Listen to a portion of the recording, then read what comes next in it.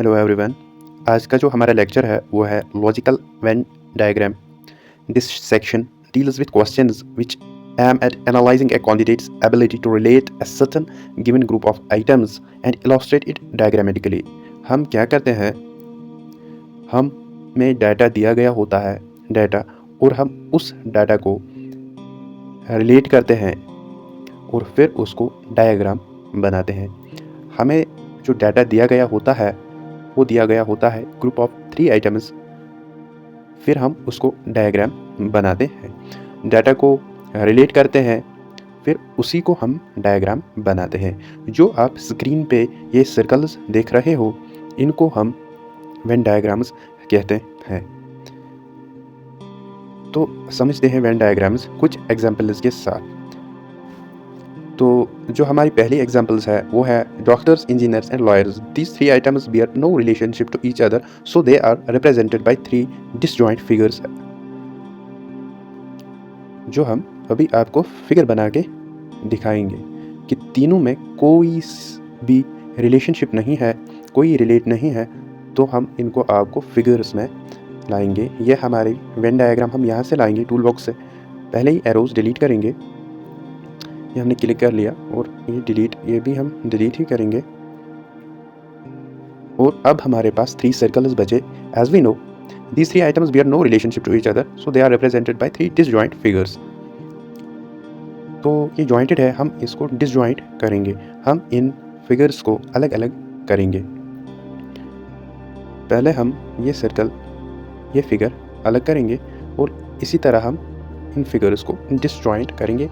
इनमें कोई भी लिंक नहीं रखेंगे क्योंकि तीनों फिगर्स में कोई भी रिलेशनशिप नहीं है। डॉक्टर्स अलग है, इंजीनियर्स अलग है, लॉयर्स अलग है।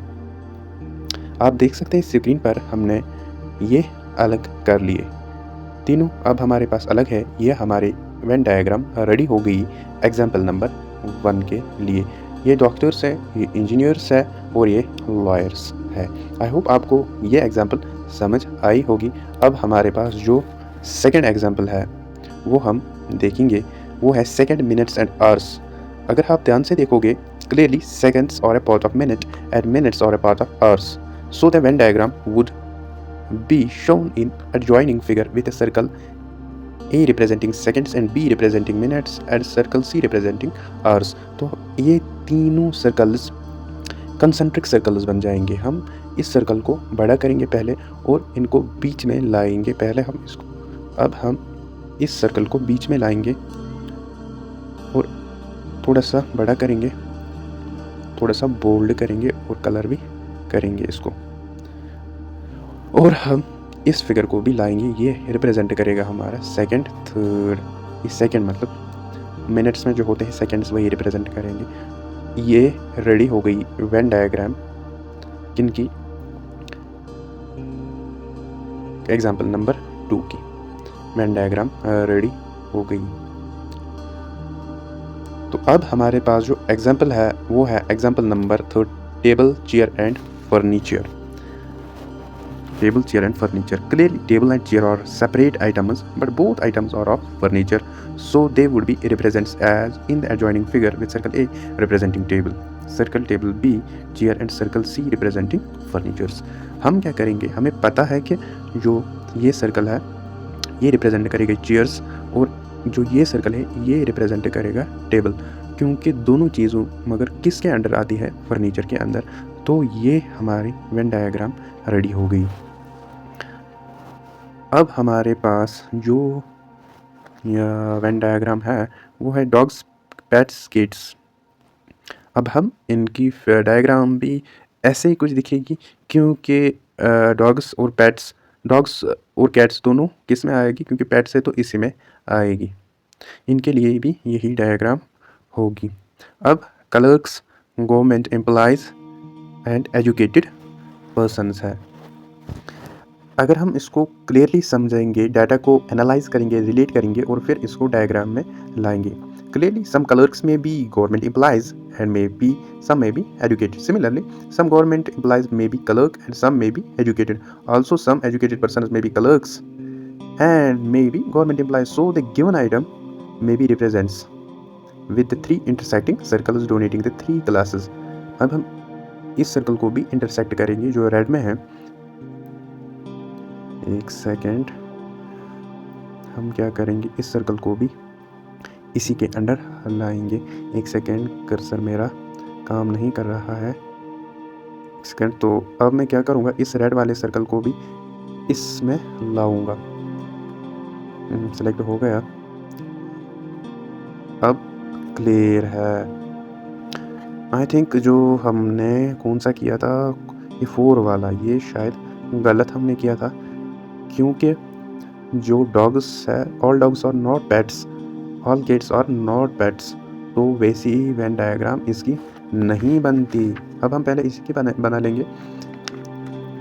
Clearly some dogs and some kids are pets, but all the pets are not dogs or kids. Also dogs and kids are not related to each other, so the given item would be with circle representing dogs, circle B representing pets and circle C representing kids। क्योंकि सारी kids हमारे पास pets नहीं होती, सारे dogs हमारे पास pets नहीं होते, तो ये रेडी हो गई हमारी क्या वेन डायग्राम। ये kids है, ये dogs है और ये pets है। आई थिंक अब ठीक है। ये हमें गलत हो गया था पहले, अब हमने इसको करेक्ट कर लिया। अब जो बचा है वो है engineers, human beings and rats. तो अब हम इसकी वेन डायग्राम बनाएंगे। ऑल इंजीनियर्स और humans, this would be represented by 2 concentric circles. What are concentric circles? जिनका सेंटर एक ही हो उनको हम कंसेंट्रिक सर्कल्स कहेंगे। बट जो रेड वाला है, रेड और ना रेड को इंजीनियर से कोई रिलेशन है ना ह्यूमन बीइंग से, तो रेड वाला जो सर्कल है वो टोटली अलग आ जाएगा। पहले हम क्या करेंगे, सर्कल को थोड़ा सा बड़ा करेंगे और दूसरे को इसमें कंसेंट्रिक सर्कल बना लेंगे। क्यों? क्योंकि ह्यूमन बीइंग्स ही इंजीनियर्स होते हैं। A red can't be a human being nor be engineer, so red अलग होगा, सेपरेट होगा। तो ये इसकी वेन डायग्राम बन के तैयार हो गई। तो ये रेडी है। आई होप आपने अंडरस्टैंड किया होगा। तो अब हमारे पास है फीमेल्स, मदर्स एंड डॉक्टर। पास करके पहले खुद ट्राई करो। तो क्लियरली ऑल मदर्स और females, this would be represented by 2 concentric circles, but some females and some mothers can be doctors, so the circle representing doctors would intersect each of the 2 concentric circles। तो क्या होगा, doctor वाले circle को लाएंगे और दोनों को intersect करवाएंगे, क्योंकि डॉक्टर्स मदर्स भी होते हैं और फीमेल्स भी होते हैं। आई होप आपको ये कंसेप्ट समझ आया होगा। Thanks for today's lecture. कल हम क्वेश्चन सॉल्व करेंगे इसी टॉपिक